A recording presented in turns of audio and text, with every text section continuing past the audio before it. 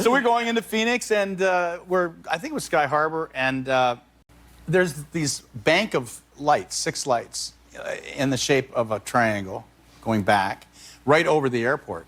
And Oliver said, hey, Pa, what are those lights? And I said, yeah, I don't know. I don't know what they are. And so anyway, I called up the tower and I said, what are you guys painting tonight over the airport? And they said, we're not showing anything. What are you seeing? I said, well, there's 6 lights in a row. And they said, do you want to report this? And I said, look, I can't identify it. It's flying and it's 6 objects.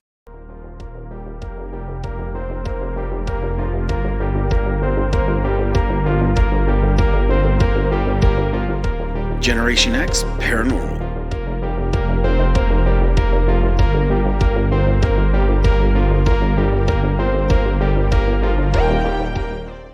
Well, hey everybody, welcome back. Hey everyone. We are Generation X Paranormal. At the beginning, we kind of wanted to give you guys a little bit of a heads up. If you didn't know already, we do have a Facebook. It is Generation X Paranormal Podcast. We've got a lot of new subscribers, so we'd like for you guys to come join us there too. We can probably get a little bit more into detail with you guys one-on-one there, and I think it worked out pretty good for everybody. But yeah, in any case, so today's episode, I got to be honest, it's one of the ones that I've been wanting to do for quite a while. So long story short, I'm from the area. I'm from Tucson. I lived most of my life in Tucson. Yes, for a very long period of time. I also lived in San Diego, but I would say my home is Tucson, Arizona. Hometown, if you will. And this particular incident happened at a very interesting time in my life. So it's a very personal episode. Okay. And if you haven't guessed already, what this is about is the Arizona Lights. Okay. Now, it's called the Arizona Lights, but I think it's a really unfortunate way to call them, because it wasn't just the Arizona Lights. No, the Phoenix Lights. Right. Not just that, though, but it wasn't just in Arizona. UFO over the skies of Arizona, Nevada, this all happened on March 13th of 1997. Okay. Lights varying from all sorts of different descriptions, from 20,000 people. 20,000 people. Between 7:30 p.m. and 10:30 Mountain Standard Time in a space of about 300 miles. So that's a very long clip of distance from the Nevada state line through Phoenix and to the edge of Tucson. And that's Tucson, Arizona, of course. Now, some witnesses described seeing what appeared to be a huge V-shaped UFO containing 6 lights. Now, there were 2 separate instances here. Yeah. And it's really important to line that out, because we're going to show you some video clips on this, and there's going to be one event. It's the only event that technically has video, corroborated video. However, the other one does not, but that does not mean that it didn't come with a whole lot of corroborated sightings. Now, these 2 events, one was a triangular formation of lights seen to pass over the state, and a series of stationary lights seen over the Phoenix area. And sort of getting into this, we're going to jump a little bit into some witness accounts. Okay. Now, as I said, this was seen by a lot of people. So there's a lot, but there's some really good, interesting ones that we're going to kind of bring to light here. But on March 13th of 1997 at 7:55 Mountain Standard, a witness in Henderson, Nevada. Now, Henderson is sort of right just up above the Arizona state line. I can't remember exactly how far, but it's not very far. Like we said, 300 miles or so. So not terribly far. Reported seeing a large V-shaped object traveling southwest. Now, Southeast, sorry. What I'll probably do is put up a map in this video to kind of show you, but I'll explain a little bit too. But what this is doing is it's just going southeasterly direction, and it's hitting a lot of spots on the way down. So now keep in mind, 7:55. Now at 8:15 p.m., that's not that long of a time, an unidentified former police officer in Paulden, Arizona. Now, Paulden, Arizona, if memory serves, is in the northwestern corner of Arizona. I can't remember exactly where it is, but it's still well over 300 miles away from just the state line of Arizona. And we went from now Hendersonville to very far into Arizona in a very short amount of time. So he reported seeing a cluster of reddish-orange lights disappear over the southern horizon.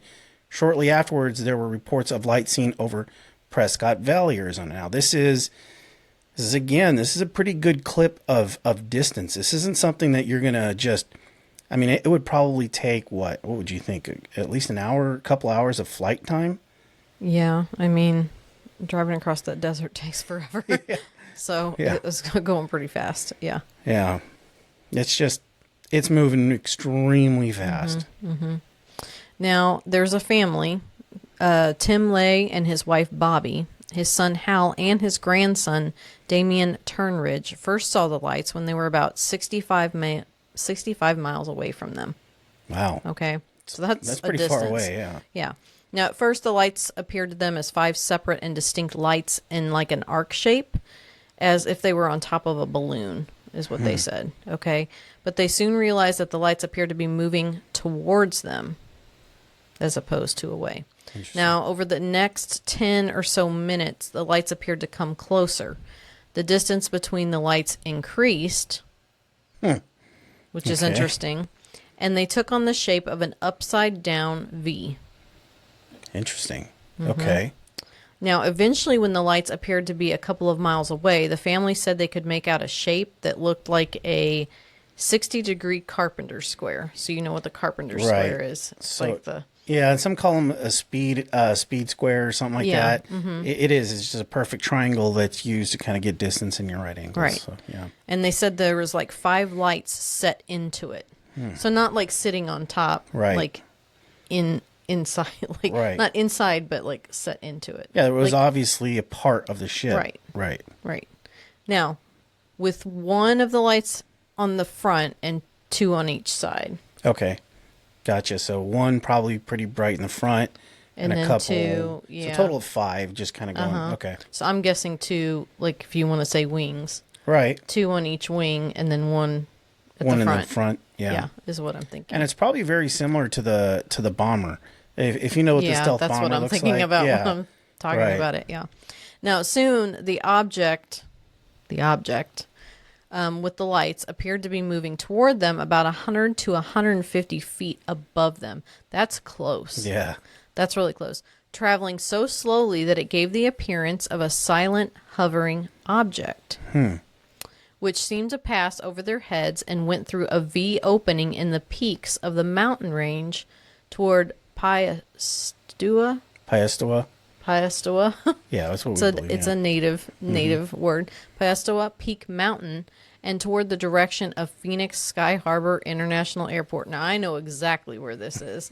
We've only been through that airport a gazillion times. Can't even enumerate how many times we've been in that airport. But I have not heard of this peak. I mean, there's so many. Right. I mean, there's mountains everywhere over Arizona. I mean, and each peak has a different name, so I'm not shocked that I Yeah. don't know the name of this. I mean, most people remember like Camelback and stuff like that. Camelback you always see. You can see from the airport. But Paestua Paestua. Peak, I've never even heard of it. I'm going to look for it now. Now, folks, I need to impress upon you, especially for our audience that's not in the States. Phoenix is an enormous city. I think 3rd or 4th, maybe even 5th largest city in our nation. It's not small by any No. stretch of the mean. No. And Sky Harbor is an enormous airport. So when we kind of bring this up, those of you who know Phoenix obviously know, but those of you who don't, it is not something just to be taken lightly. We're talking about a massive metropolitan area. Yeah, I mean, it's not New York City. No, But, I mean, I would admit, 'cause New York City is a huge city, but it's all kind of squashed Very together much in so. a tiny little area, which Yes. is what makes it so big, and there's so many people and everything's...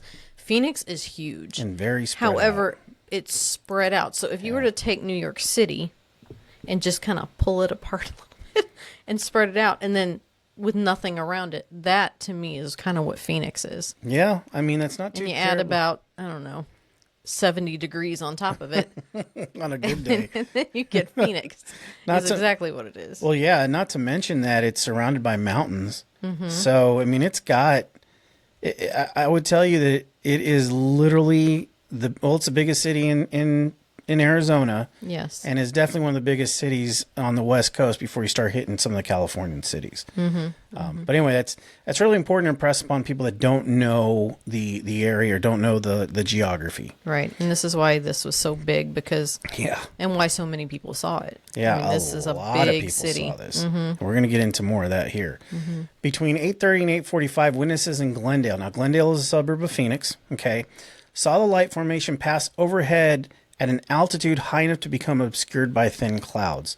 So high enough, Yeah. but big enough for them to see it too. Amateur astronomer Mitch Stanley in Scottsdale, Arizona, also observed the high altitude lights flying in formation. I'll take a break there because it's going to be important later. Flying in formation through a telescope.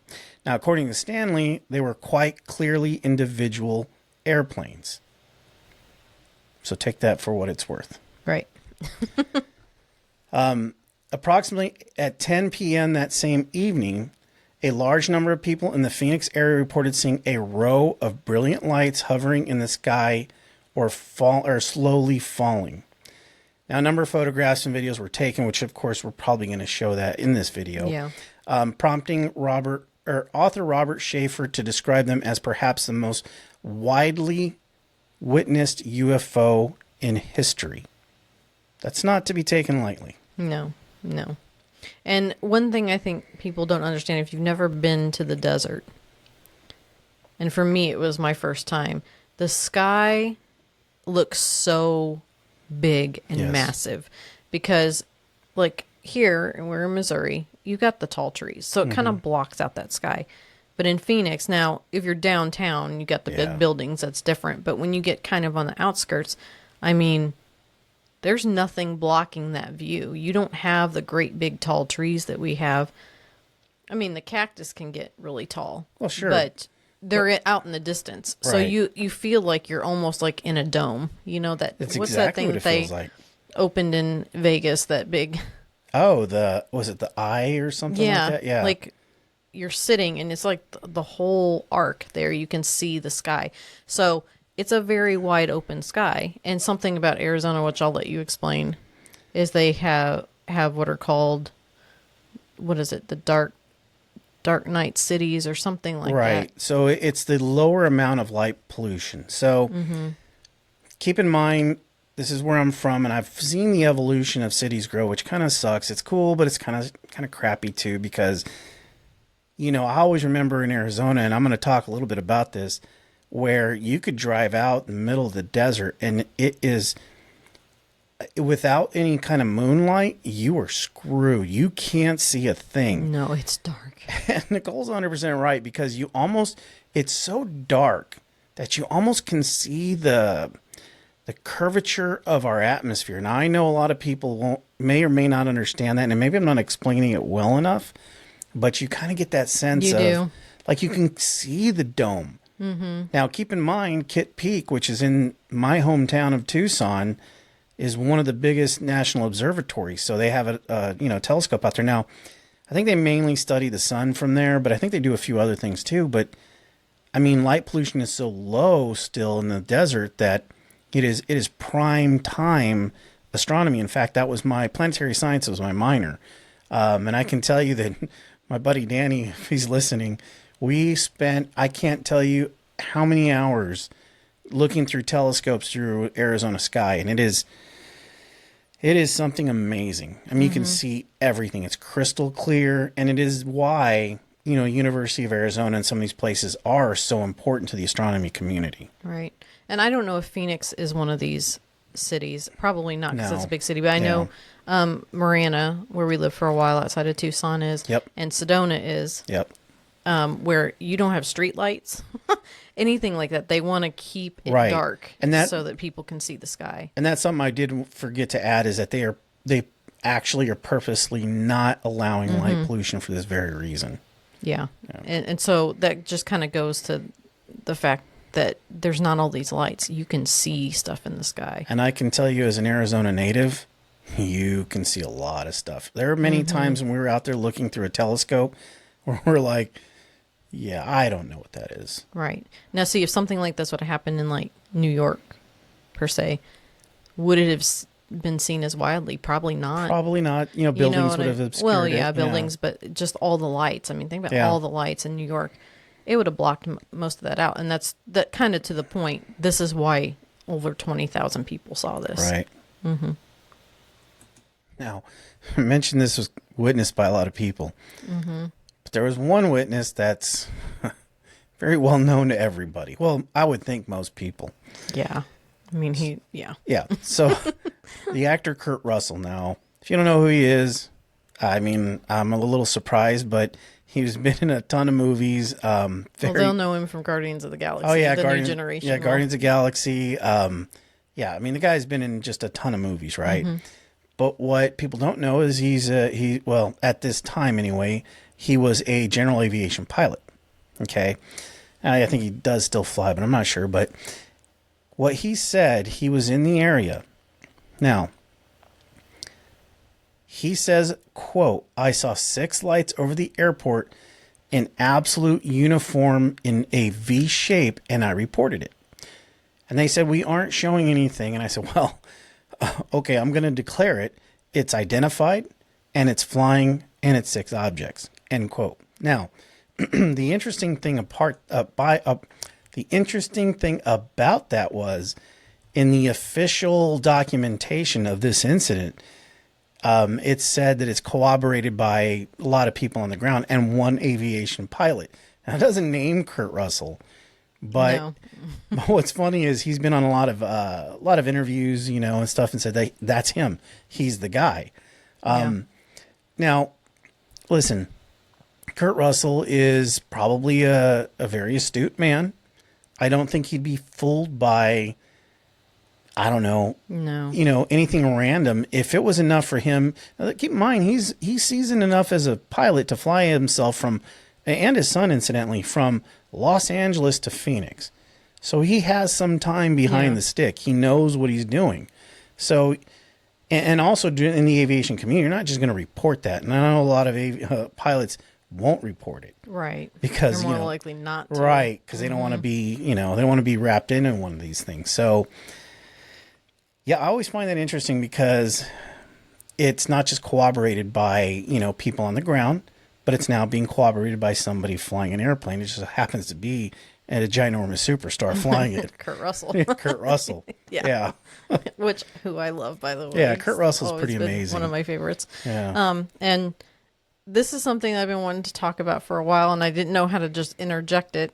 But this is the perfect time because Kurt Russell's, I guess they're married now, Yeah, right? they're Finally. married. Yeah, I think so. Yeah. Wife is Goldie Hawn. Yes, she is. Okay. And Goldie Hawn just recently, few months ago, Yeah. came out and talked about that she had an alien encounter Mm-hmm. when she was younger. And there's something interesting about her alien encounter, which kind of wraps wild. us in a nice little bow. Yeah, it sure does. So she says that she had this encounter in the deserts of California when she was around like 20 years old or so. She's in her 70s now. She said she had been dancing near the desert. I don't know what that means, but she was dancing near the desert. Hey, it's the 70s. People are having a lot of fun out there. And she decided to go to sleep in a car. Okay, this Right. is when it was safe to do so. Sure. And she says, and quote, "I got this high-pitched sound in my ear. It was this high frequency. And I looked out the window, and I saw these 2 or 3 triangular-shaped heads." Oof. She said the aliens were, quote, "silver in color, with a slash for a mouth, had tiny noses and no ears. Interesting. They were pointing at me in the car as if they were discussing me like I was a subject. Okay. And they were droning, which I'm not sure what that means. I don't know. Droning. I knows? could not move. I was paralyzed. I didn't know if it was real or not real. Okay. Maybe So like probably sleep just- paralysis type thing. Yeah, or just scared to death. Sure. That could do it too. Yeah. Eventually, she said she was able to burst out of the eerie encounter, like bursting out of a force field. So kind of like it just went away is what my guess is. Sure.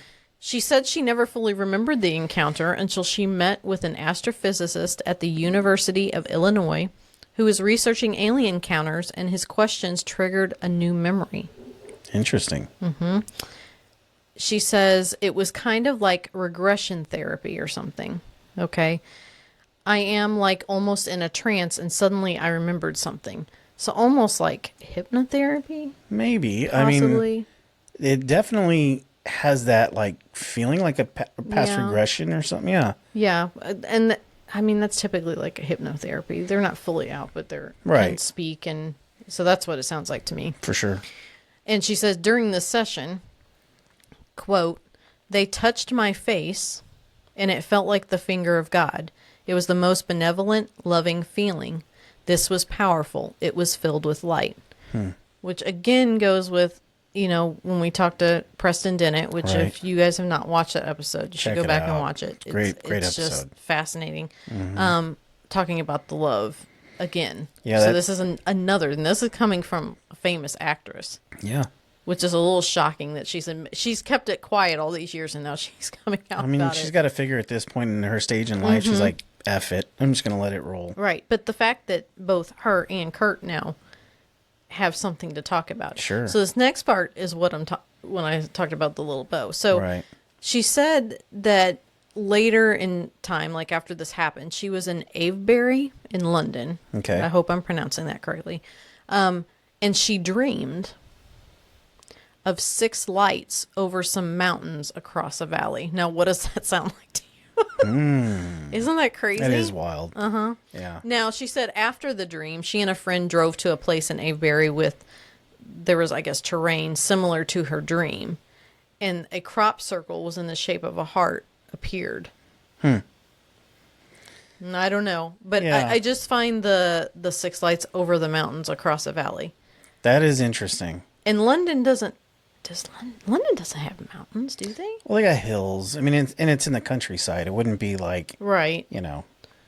But I thought most of the mountains aren't until you get to Ireland and Scotland. Well, I think you're thinking of mountains like Wales. we kind of know mountains as I mean, these they huge probably things. do. But if you're in Missouri, you're in the Ozark, Ozark Mountains, Mountains, which more right. like hills. So Yeah, but from what I know of London, it doesn't. But I guess this little town maybe Right. it doesn't outside. But when I read that, I'm like, that's so weird because, and I don't know at what point in her life this happened, but her and Kurt got together fairly young. Yeah, I I think- believe. So this probably would have happened after they were together. oh, is going to be sure. my guess. That's my guess. Yeah. But that's just crazy that, he saw the Phoenix lights and now she had this encounter in the desert in California, which is, right there close to That's not far. Nevada and Arizona. Yeah. So it's just weird, like a weird coincidence. And I just wanted to mention it, even though it doesn't have anything to do with the Phoenix lights per se. It kind of does. She may have actually It's premonitioned it a little bit. It's very interesting. It is pretty That's what I interesting. think. Yeah. Yeah. Or maybe she got. That's another thing. Is like, in the Preston Dennett case, they said they always, some of these people that have encountered, whatever it was, Right. were given special gifts. Right. Right. Different people talked about different gifts they were given. So could this have been like, hey, your husband's going to see this someday? Very likely. That's what kind of came to my mind about it. But I just wanted to mention it because I thought it was a really interesting little tidbit. It's very cool. It is absolutely cool. Uh-huh. Okay, so kind of breaching into the official statement by the government. Now, folks, I'm not going to lie to you. I'm about to turn 50 this year, and I have been in the military. I was in the military for a very long time. In the beginning, I was in the Navy, and I spent some time in the aviation community, and then I went into the Army, and I was an Army medic. I say all that to say, I don't have every answer. I don't. That's not who I am. In fact, that's why we started this podcast, this show, is that we just talk about these things and, sort of bring it up. But there is a few things I can tell you I do know. And this is where it starts to breach into that. So, officially, both sightings were reported due to aircraft participating in Operation Snowbird. I laugh a little bit at Snowbird because if you're not from the Arizona area, if you're not from Arizona, especially in the Tucson, Phoenix areas, snowbird is a moniker or a way of saying, okay, it's not cold in Arizona during December. Well, it's cold, but it's not like It's not cold. You know. It's not So cold. what happens? A lot of people from the Midwest and upper East Coast come down to Arizona to stay for an extended period of time during the summer, and most of these people are retirees. So they're called snowbirds. I'm so sorry because it's awful, but they have gray hair. So They're older people looking for warmth in the wintertime. So they're kind of called snowbirds because of the gray hair driving around in their cars and it's warm. Anyway, long story short, that's kind of the explanation. Anyway, a pilot training group from the Air National Guard base in Davis-Monthan Air Force Base in Tucson, Arizona. The first two group of lights were later identified as a formation of A-10 Thunderbolt II aircraft flying over Phoenix while returning to Davis-Monthan. And the second group of lights were identified as illumination flares called LU-2s, dropped by A-10s, these same A-10s, in a training exercise at the Berry Goldwater Range in southwest Arizona. Now, the Berry Goldwater Range is in Phoenix. Okay. Now, if you have ever been around an A-10 aircraft, there is 0.0 chance you could ever say it flew silent. It's called the Warthog. Okay? That's what it's known as. In the Army, we knew that being, on ground, if you saw the Warthogs coming, they're low level and you could hear them coming from a very long ways away. Okay? And they're going to bomb and do the things that military things do. Lu-2, okay, so signal flares or flares. So you have a couple of different types of flares that come out of aircraft. Some of them refer to what they call ECM. It's so that when these aircraft are evading other aircraft that are firing weapons, that are heat-seeking weapons, the heat from these flares will take that path and not hit the aircraft, okay? They usually fly out kind of scattered at a very fast rate and could never be mistaken for something just hovering. That's one type of flare. Now, this Lu-2 is a totally different type of flare. This Lu-2, the way I always remembered seeing it in the military, and I can't even enumerate how many times I've seen a Lu-2 flare. It's got a parachute. So when they launch it, this flare has a parachute that comes down and it descends. Now, it doesn't come down fast, but it descends. And this is very important to this story, okay? They are claiming, at least the official line is that these A-10 aircraft are launching these Lu-2 flares and they are in formation, but it's not exactly how Lu-2s operate. Maybe for a split second they show up and then they kind of scatter, and when they are launched they usually illuminate as they're launched. Okay? Now, going into the explanation of this, the lights that were seen over the airport, Sky Harbor, they were in a formation. Now, they did come on in they did not come on in sequence. They kind of just variably came on. Okay? Now, here's the part that you need to remember. They stayed in formation. They did not descend. They did not ascend. They stayed in that same spot. Now, there may not be a ton of wind in Phoenix, but there's a little. And at least there's wind aloft, meaning up in the sky. There is 0.0 chance that a Lu-2 flare, especially a whole bunch of them, would stay in one spot for a very long period of time. And incidentally, when these things flickered off, they were still in the same pattern.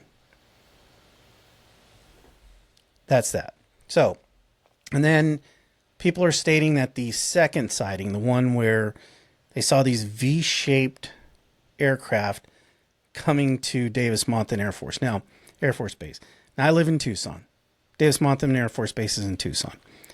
And if you've ever been there long enough and the A-10s are flying, you can hear them from Marana to Vail. They are loud. There's nothing silent about them. No. And more importantly, there's nothing V-shaped about them at all. No. Okay? Now, I'm going to get a little bit more into it later about how I feel what could have happened here, but I just wanted to give you from a military standpoint, this does not exactly add up, okay? I'll explain more later, but that's kind of what I feel. But shortly after the 1997 incident, Arizona Governor Fife Symington, he held a press conference joking that they found who was responsible, which I remember this. He revealed his aide dressed as an alien in costume. Now, he caught a lot of crap for this. It did not go over well. And then later in 2007, Symington reported he told a UFO investigator that he also had a personal encounter with the alien spacecraft, but remained silent because he didn't want to panic the populace. So he saw him too. He saw him too. He saw it too. Now, according to Symington, he says, now incidentally, Symington was also a Air Force pilot. Yes, he was. So he says, quote, "I'm a pilot and I know just about every machine that flies. It was bigger than anything that I've ever seen and it remains a great mystery. Other people saw it, responsible people." End quote. Symington said, "I don't know why people would ridicule it." Right. Now, he probably felt pretty bad about doing the thing with the alien, and he ate a lot of crow over that. Yeah. Well, the one thing I know that he said that I thought was interesting that I've never heard from anyone else is he said that it almost looked translucent. Yes. Like it was shimmering. And we've heard that before Yes. about other UFO encounters, like Yes, we have. seeing stuff up in the sky that it was like that shimmery, Yeah. translucent Shimmer. And he said that, and that was the first time I had heard it about these actual lights. So he must have been up pretty close to see that, is what I'm thinking. And you got to keep this in mind, too. Now, we don't get into politics. It's not what we do. But No. this is a governor of a state. And he was a pilot, Yeah. an Air Force pilot. I mean, look, I don't know if you like the guy or not. It is what it is. But there's got to be some baseline credibility here. Well, yeah. I mean, and he didn't come out and say this till No. he's retired, because now Yeah. he's like, I'm just a person now. He's like, You know? Goldie Hawn, F it. I'm going to go for it. I can say, and we find this happens all the time. They wait till, they're basically safe. Well, I don't have so they anything to can say, lose yeah, anymore. he's not going to lose an election or anything Right. else. So, but I found that very interesting. Yeah, very much so. Now, like we said earlier, this is Arizona. Yep. People see stuff in the sky Man, do they all ever. the time. I think So, 5,000 reported MUFON incidences, I think. yeah, I mean, if we sat here and told you about everything that ever happened, Yeah. we'd be here for days. But these are concerning lights and stuff. These are, some confirmed things. Right. Now, this is much later, of course, but there have been lights that were reported by observers and recorded by the local Fox News television station on February 6th of 2007. Yeah, it's quite Okay. a bit, yeah, later. Now, according to military officials and the FAA, they were flares dropped by F-16 Fighting Falcon aircraft training at Luke Air Force Base, which is in Phoenix. Right. And I can tell you that So we're at flares again. Yeah, we're at flares again. And these F-16s, I don't think can fire Lu-2s. If I'm not mistaken, I was Navy aviation, so I don't know as much about the F-16s, but I don't think they can carry that pod to fire those Lu-2s, so they wouldn't just hover. These things would... Well, the F-16s are like what you see on The the fighter aircraft pilot. carriers, right? No, that's F-14. Yeah, but And F-18. They're updated, though, the No. F-16. The F-16 is an older So aircraft. what's it look like? So it looks like a lawn dart, honestly. Oh, okay. It's a single-seater, and the F-18s are too, but they also have the Super Hornet. Anyway, long story short, an F-16 is an Air Force craft. It's a single-seater, and it kind of looks like a flying lawn dart. Okay, it's an older aircraft. I know you probably haven't seen it, but I'm older, but did you ever see Iron Eagle? No. Anyway, Generation X. But it was an aircraft used in that movie. But the F-14 is obviously the Top Gun one, and the F-18 is from the new Top Gun. So those are the three different aircraft that we're talking about. I just figured that was like the middle one, and they would all look You would pretty think- much the same. you would It think with doesn't make numbering. sense to me, Well, yeah, kind of. Yeah. But okay, so if it's shaped like that, then where would the lights be on an F-16? So every military aircraft, and actually really pretty much every aircraft, you have to have your wingtips have red and green, and then think there's also some illumination in the front. But that's pretty much it for the most part. Unless you're landing, when landing gear comes down, there's this ginormous spotlight, but you can't mistake that. So they would have seen lights on the plane and the flares if that's what would have happened. Yes. Correct. Yes. And heard it, by the way. Okay. Yeah. What would you ever hear it? I'm calling shenanigans. Yeah, big time shenanigans. Okay. Now, on April 21st of 2008, which is barely like a year, a little over a year later, lights were reported over Phoenix by local residents. Now, these lights appeared to change from a square to triangular formation over time. Okay, explain this one. Now, a Valley resident reported that shortly after the lights appeared, 3 jets were seen heading west in the direction of the lights. An official from Luke Air Force Base denied any U.S. Air Force activity in the area. That one's interesting. So they scrambled changing. jets. Uh-huh. Yeah. Now, why would they do that? No. And they at least actually admitted something this Yeah, time. they said it wasn't us. Yeah, they're like, I can't keep this up.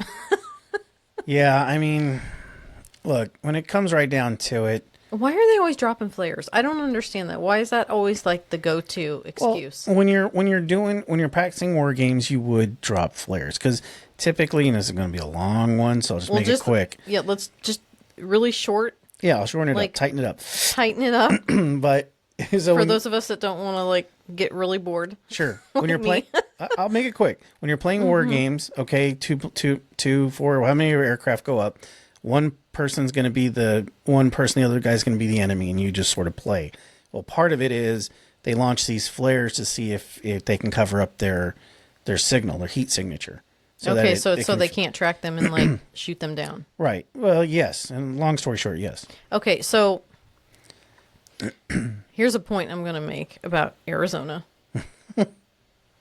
If you are doing war games, you have got so much desert with literally nothing out there. True. If you ever go to the north of Arizona where the Grand Canyon is, like all that, there's a lot of Navajo reservation up there. Beautiful area. There is, you can drive for hours and not see anything. Yeah. But we're choosing to do war games over Phoenix. Doesn't make sense. It does not make sense. No. That's why, now I know Luke Air Force Base is right there, but those jets can fly a long way. Well, sure they can. So why do that right over the top of a huge city, Phoenix or Tucson, when you've got literally from there to almost Mexico, nothing but desert The answer or nothing north? The answer is you wouldn't. Until you get to even Flagstaff and Sedona, and Sedona's not big, it's just beautiful. It's a small little town. But even Flagstaff, it's a bigger city, but then you're getting into the mountains, and that makes a little bit different terrain. There is nothing. Death Valley. Yeah. I can tell you that from being my military background, you wouldn't. Because here's the thing. They would not endanger personnel and civilian lives by doing war games directly over them. Mm-hmm. Because if the aircraft stalls and they've got to eject, now you've got this projectile running to the ground. Going to kill a lot of people if it's over a large metropolitan area. So the short answer is you don't. Right. And I said Death Valley. That's in California. It is, but still. Yeah, but going that can way. fly there. Going that way is Death Valley. And then you got Monument Valley is what I meant to say. Monument Valley. Right. All the famous pictures are, Forrest Gump was running down the road. You could see just from Forrest Gump that there's nothing out there. So why choose over a huge city to do this stuff where these things could fall and crash? And it's a dumb excuse. And then I was running. Oh, well, I'm trying to appeal to people who may not know. Everybody knows Forrest Gump. So. It is a very huge amount of area that you would want to do. And the Barry Goldwater Range is one of them, by the way. So they do war games over that. Where is that? So it's in Phoenix. Not in, but, on the outskirts of Phoenix, which is where Luke Air Force Base, I think, conducts most of their training. Yeah. And then, of course, Davis-Monthan, and there's some areas around, Tucson also. But anyway, the answer is you wouldn't. Right. Okay. So, kind of got the official party line, right? Got the government saying, well, it was flares and it was A-10s, or whatever, Lu-2s and all this stuff.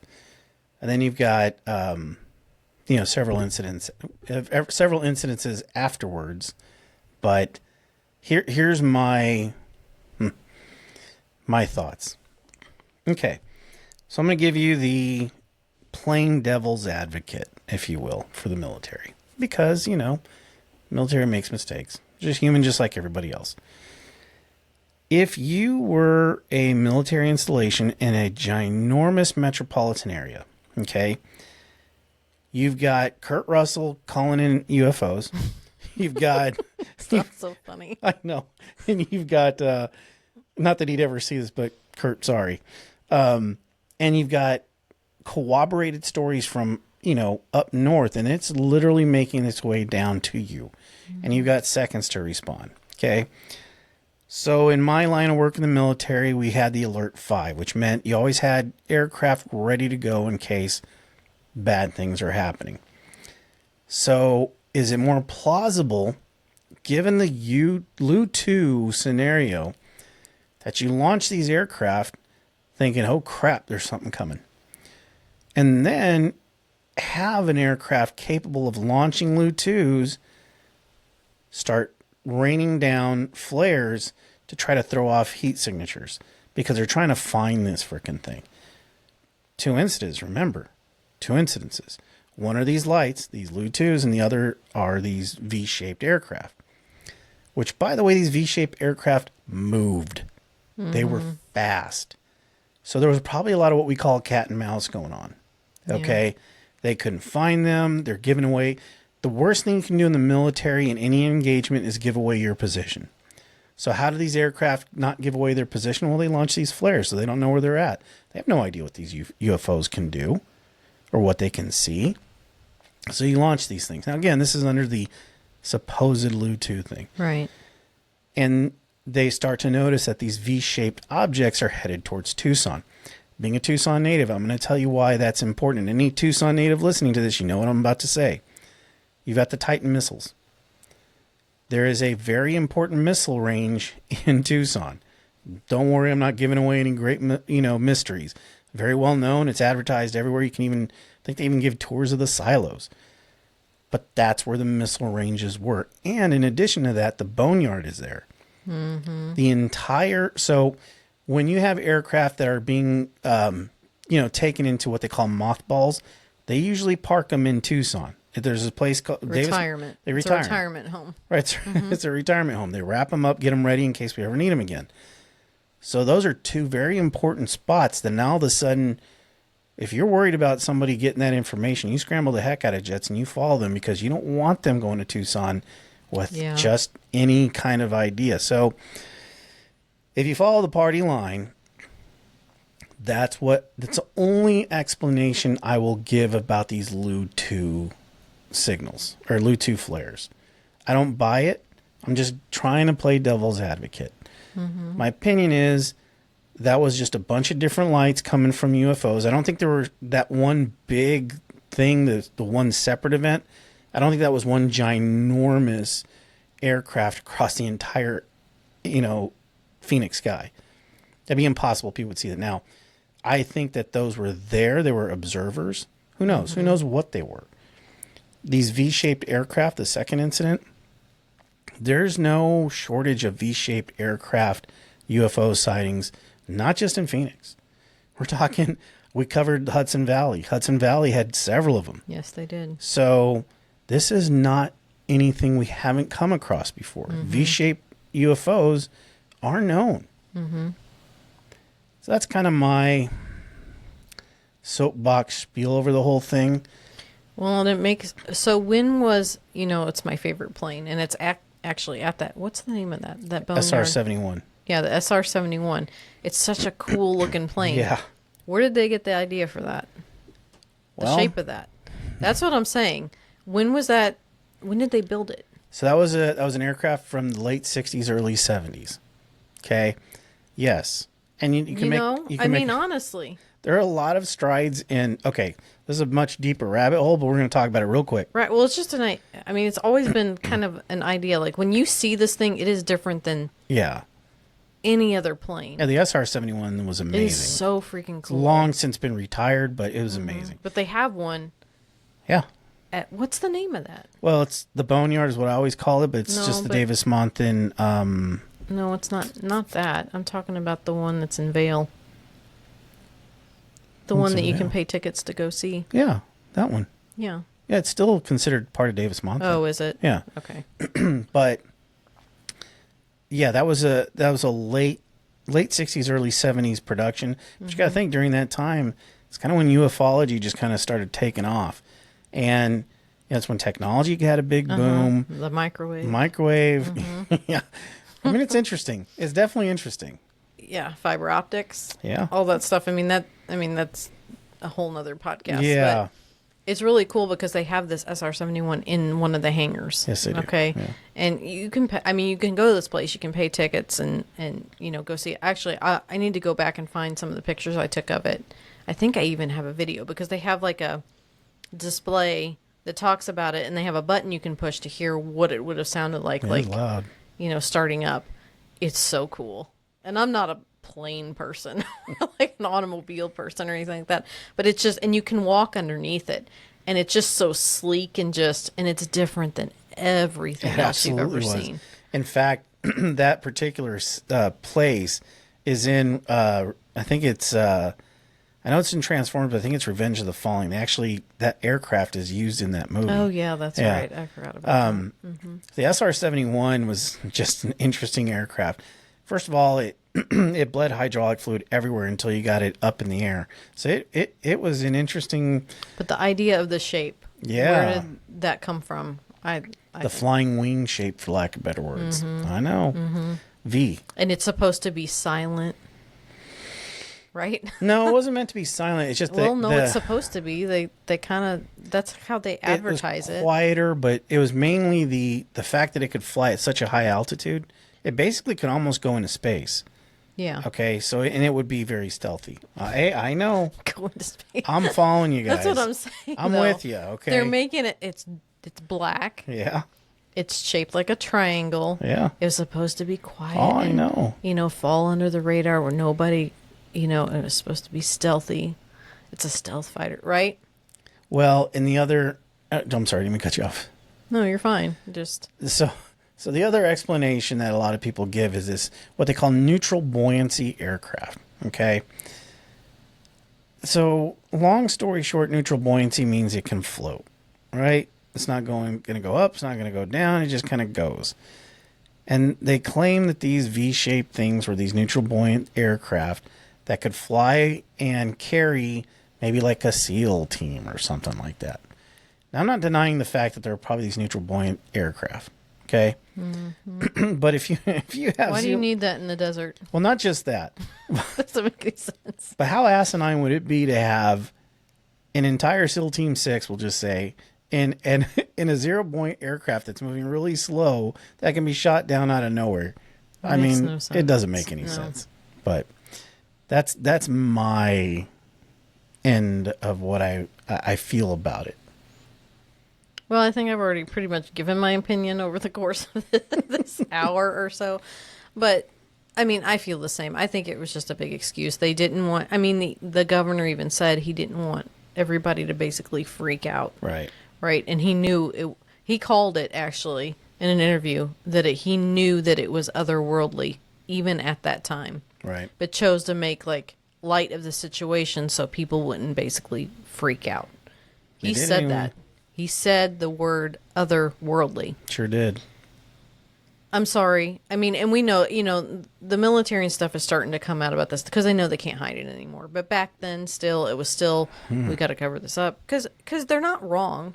I mean, we as humans, we get upset about the slightest things.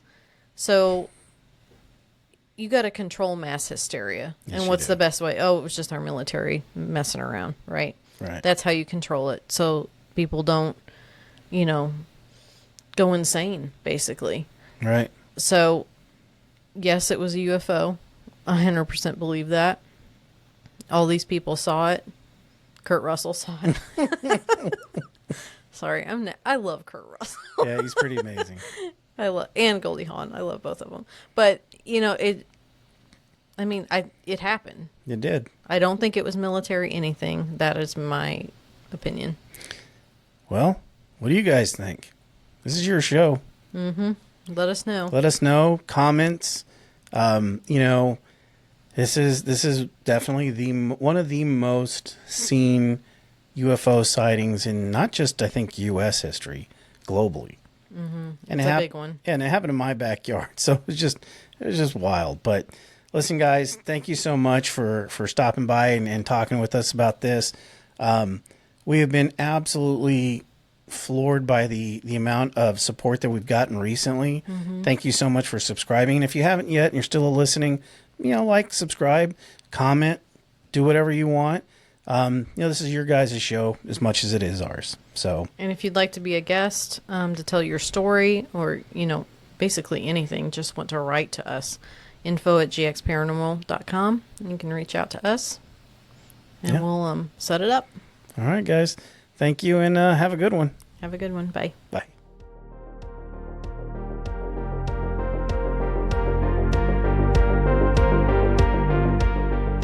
Music by Carl Casey at White Bat Audio. Check out our YouTube at Generation X Paranormal. Also, check out our Facebook, Generation X Paranormal Podcast. Love to have you. See you then.